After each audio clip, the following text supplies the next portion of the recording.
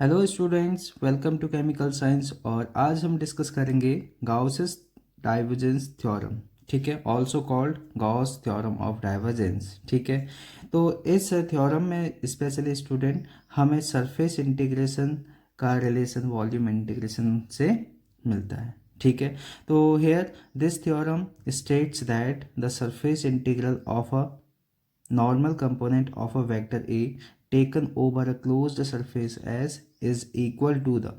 तो स्टूडेंट यहाँ पर जो कह रहा कि closed surface integration of vector A is equal to the volume integration of the divergence of A. ठीक है, तो हम क्या लेंगे, वॉल्यूम इंटीग्रेशन लेंगे और किसका, divergence of that vector. Okay, over the volume v enclosed by the surface S।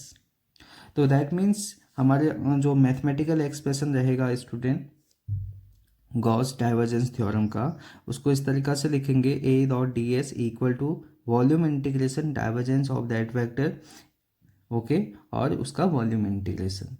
तो आपको यहाँ पर क्लियर समझ में आ रहा होगा स्टूडेंट कि हमारे पास जो सरफेस इंटीग्रेशन है वो कन्वर्ट हो रहा वॉल्यूम इंटीग्रेशन में, और हमने इस वेक्टर या इस फील्ड को, ए वेक्टर को, हमने उसका डाइवर्जेंस लिया है।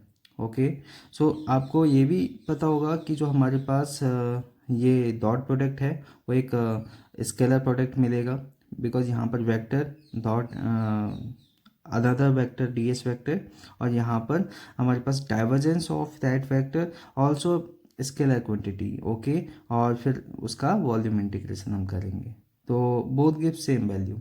ठीक है, तो स्टूडेंट इसका जो हम प्रूफ करेंगे अगले स्टेप में। ठीक है, तो सबसे पहले हम ये समझ लेते हैं कि ये vector A and its first derivative are the continuous over the simply connected region of interest. That means कि जो हमारे पास वेक्टर ए किस तरीके से होना चाहिए, हमारे पास वो एक उसका जो फर्स्ट डेरिवेटिव क्या होना चाहिए, कंटिन्यूस होना चाहिए। ओके, और सिंपली कनेक्टेड रीजन में भी होना चाहिए। सेकेंड वन इज दैट कि it gives the relation between the surface integration of a vector and the volume integral of the divergence of that vector. तो बेसिकली ये सरफेस इंटीग्रेशन और divergence of that vector over the volume integration. ठीक है, तो ये volume integration और surface integration के बीच में रिलेशन को बताता है स्टूडेंट।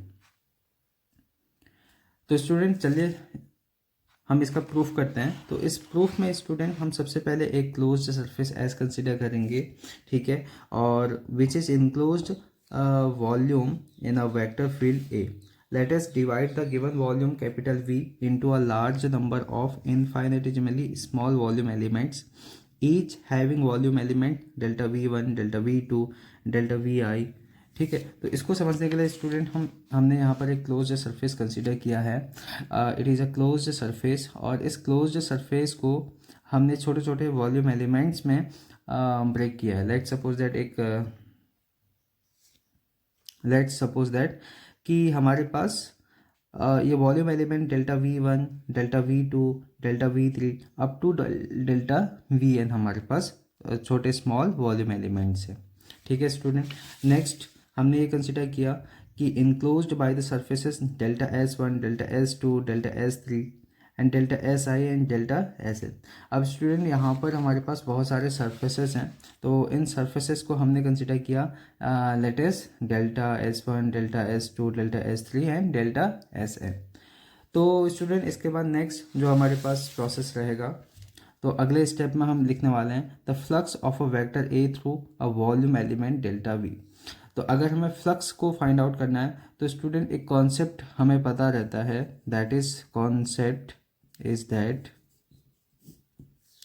कि अगर हम किसी वेक्टर का डाइवर्जेंस लेंगे, ओके, तो दैट मीन्स कि डाइवर्जेंस स्पेशली हमें बताता है कि फ्लक्स पर यूनिट वॉल्यूम।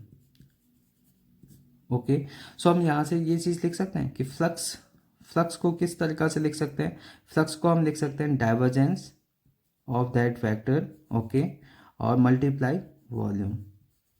तो इसी कॉन्सेप्ट को हम यहाँ पर यूज़ करेंगे स्टूडेंट। तो यहाँ पर स्टूडेंट देखिए the flux of a vector A through a volume element delta we है।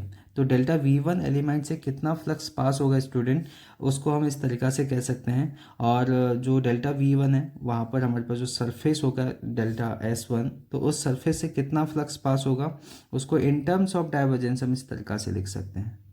ओके, सो सिमिलर वे में हम यहाँ पर surface integration A dot D S हमने किया है, okay, over the surface delta S2 which is equal to divergence of that vector over the volume delta V2। Okay, so ऐसे ही हम nth सरफेस के लिए फ्लक्स को लिखेंगे, तो फ्लक्स को लिखने का तरीका ए डॉट डी एस, ठीक है, ओवर द जो सरफेस होगा delta SN which is equal to divergence of that vector over the volume delta VN, यानी nth वॉल्यूम एलिमेंट, ठीक है। अब हम क्या करने वाले हैं स्टूडेंट, इन सभी जो हमारे पास फ्लक्स हैं उनको एडअप करने वाले हैं, ठीक है। सो इसके बाद हम सभी इक्वेशंस को ऐड करेंगे तो हमें क्या मिलेगा, हमें मिलेगा integration A dot D S plus integration A dot D S up to integration A dot D S. अब ध्यान देना यहाँ पर, तो हमने जो फ्लक्स लिया है स्टूडेंट वो डेल्टा S1 सरफेस से लिया है, और फ्लक्स मैंने लिया है स्टूडेंट डेल्टा S2। आपको ये चीज़ समझ में आ रहा होगा स्टूडेंट, डायग्राम से पता चल रहा होगा कि हमारे पास एक क्यूब हमने कंस्ट्रक्ट किया है, और इस क्यूब का एक कर्व्ड सरफेस एरिया, यानी इसका जो सरफेस एरिया भी होगा आउटर सरफेस, ठीक है, वो हमने लिया है यहाँ पर delta S1 delta S2। Okay, तो इस V1 वॉल्यूम एलिमेंट से कितना फ्लक्स पास होगा, तो उस फ्लक्स को जो डिनोट किया है स्टूडेंट वो मैंने इस तरीके से डिनोट किया है। अब यहाँ पर स्टूडेंट यहाँ से मैंने क्या किया, मैंने यहाँ पर ये हमारे पास एक सम हमें दिख रहा, और ऐसे कितने एलिमेंट्स हैं इतने हमारे पास, लेट सपोज दैट मैंने यहाँ पर समेशन का साइन लिखा और इंटीग्रेशन लिखा ए डॉट डी एस, और आयत टर्म्स के लिए मैंने यहाँ पर फ्लक्स को लिखा। ओके, सो यहाँ से जो हमारे पास राइट हैंड साइड में रहेगा student del of A vector हमने लिख लिया, और यहाँ से इन सभी टर्म्स को मैंने एडअप करने के बाद यहाँ पर समेशन अप्लाई कर लिया। Okay, so this is delta of V I, और I is from 1 to n।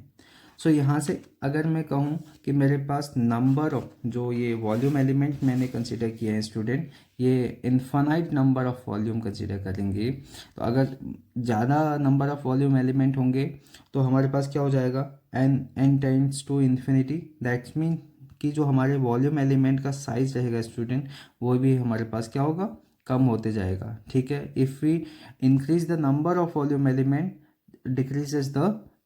Decreases the volume elements.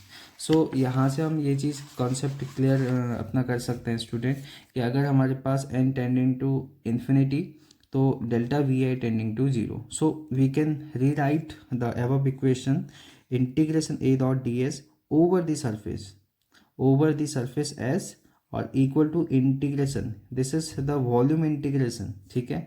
अब वॉल्यूम इंटीग्रेशन किसका लेना है student, divergence of vector over the volume integration. Clear है student.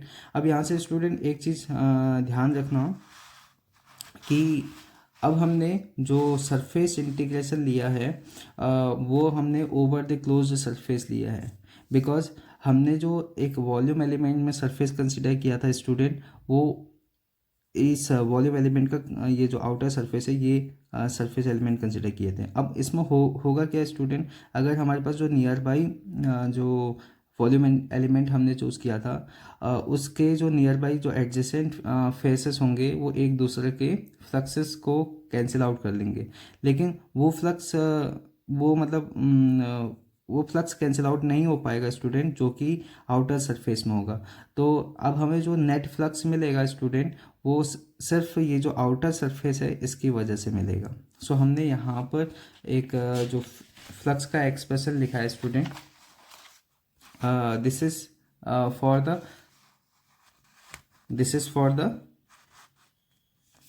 Outer surface. Okay, so हम यहाँ से जो ए डॉट डी एस है उसको इस तरीक़ा से लिख सकते हैं। Also we can write in this form, और this is called Gauss divergence theorem, ठीक है। This is called Gauss's divergence theorem. ठीक है, आई होप स्टूडेंट आप लोगों को ये डेरिवेशन समझ में आया होगा, और ये डेरिवेशन एग्जाम में पूछा जाता है स्टूडेंट, आप इसको करके आइए। ठीक है, तो चलिए मिलते हैं आपसे अगले वीडियो लेक्चर में।